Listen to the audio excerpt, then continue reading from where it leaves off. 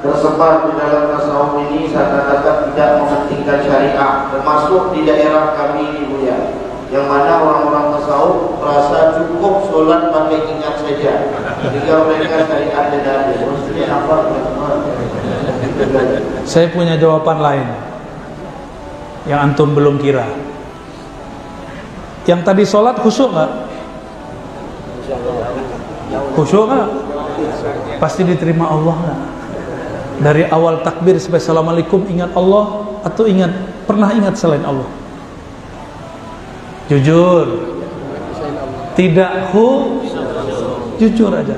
Abdullah bin Amr yang berkalam dalam hadis Imam Tirmizi dikatakan awwalu ma qubida qabla yaumil qiyamah al khusyu'.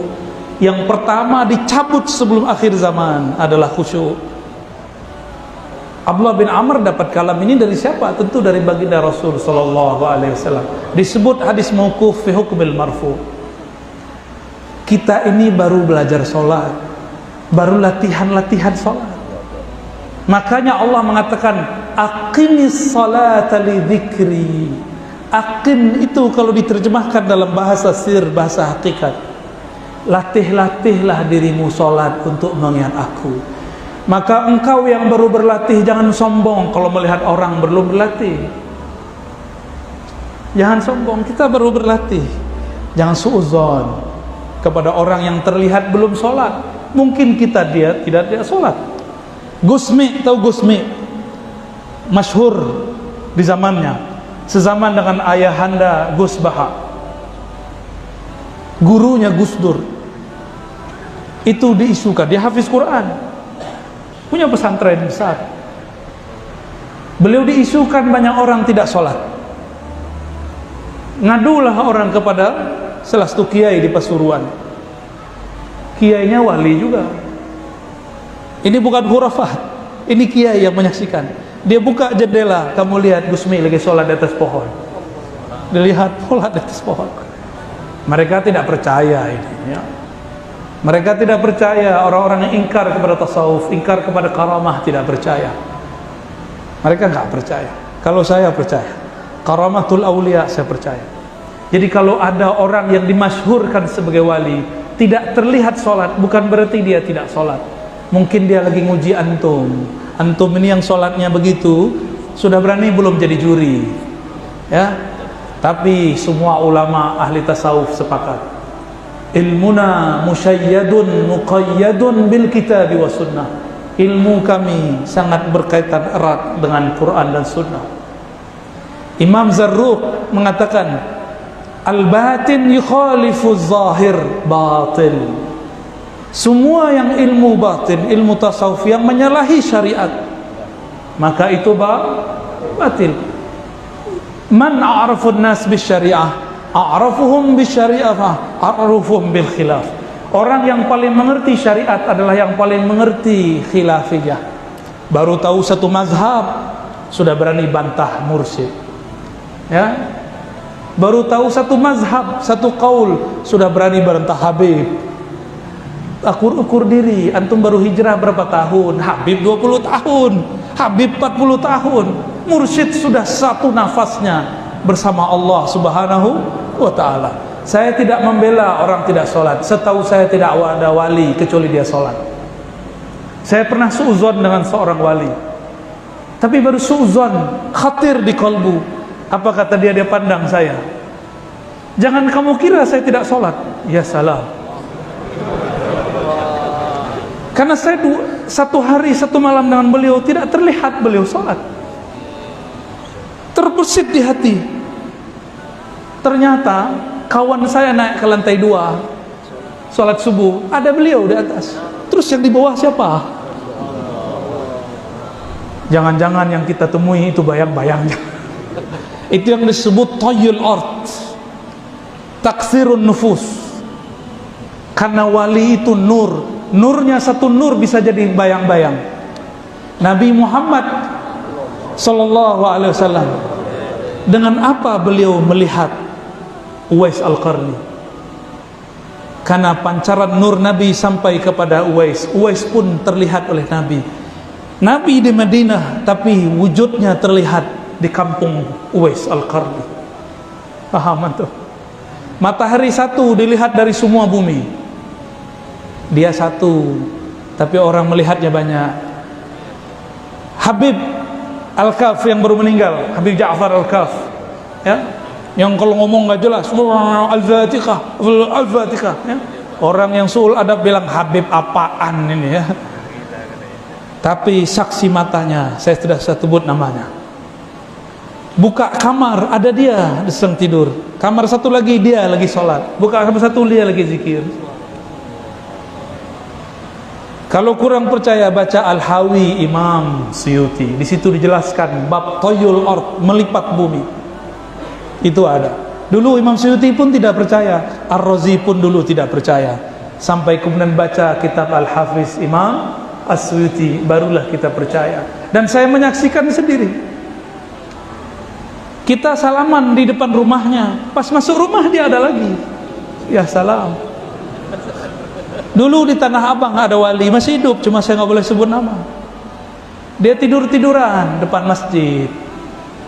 Muridnya masuk, ahli syariat, ahli fikih, baru tahu mazhab zahir, belum tahu mazhab batin. Apa kata dia? Pak Yai masuk, Pak Haji masuk, jadi imam Pak Haji. Ya masuk. Ente duluan. Dalam hatinya udah komat begini, Pak Haji kok masih di depan? Haji PA ini ya. Sampai di depan dia ke saf pertama, lah yang jadi imam yang di depan. Ya salam. Antum tahu Mbah Mangli? Tahu Mbah Mangli? Sahabat saya seorang Habib juga datang ke Mbah Mangli. Ketemu di depan, sepadat ini tidak mungkin, gak ada pintu. Ketika dia sampai di depan, lah Mbah Mangli ada di depan.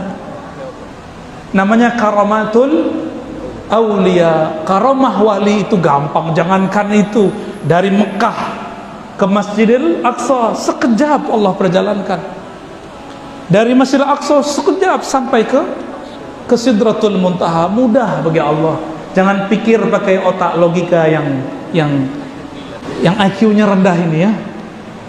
Pikirlah dengan kehebatan Allah Subhanahu wa ta'ala. Semua ulama ahlu sunnah ittifaq, ijma' bahwa karamatul awliya wajib dipercaya ya. Dan tidak ada wali kecuali dia zikrullah, kecuali dia sholat. Cuma mata kita mungkin lihat tidak. Wallahu alam bisawab. Khalas? Khalas? Dan jamaah mohon karena beliau sendiri jamaah di ramai Islam. Nanti beliau sampai salam lewat hati ya.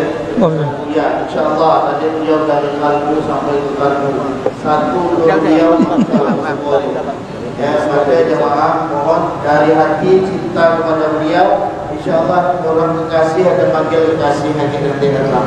Nanti beliau datang lagi. Doa beliau. Astaghfirullahalazim, astaghfirullahalazim. Allahumma ya Rahman ya Rahim, salli ala Sayyidina Muhammad.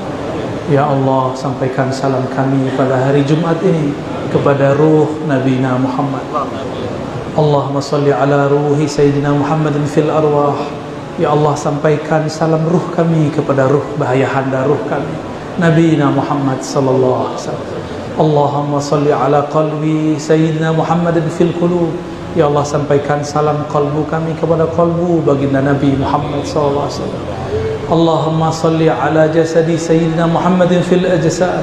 Ya Allah, sampaikan salam dari semua jasad kami, satu tetes darah di tubuh kami, satu helai rambut di badan kami, kepada tubuh mulia baginda Rasul sallallahu alaihi wasallam. Allahumma salli ala Sayyidina Muhammad bi kulli salatin wa salamin. Ya Allah, sampaikan semua salam rindu kami kepada baginda Nabi Muhammad sallallahu alaihi wasallam. Ya Allah yang menurunkan hujan, turunkan rahmat dalam kalbu kami, turunkan cinta dalam diri kami. Ya Allah, meskipun Engkau mengatakan umat ini pasti berikhtilaf, pasti berselisih, jadikan kami umat yang mendapat rahmat Engkau. Jadikan kami umat yang mendapatkan kasih sayang Engkau.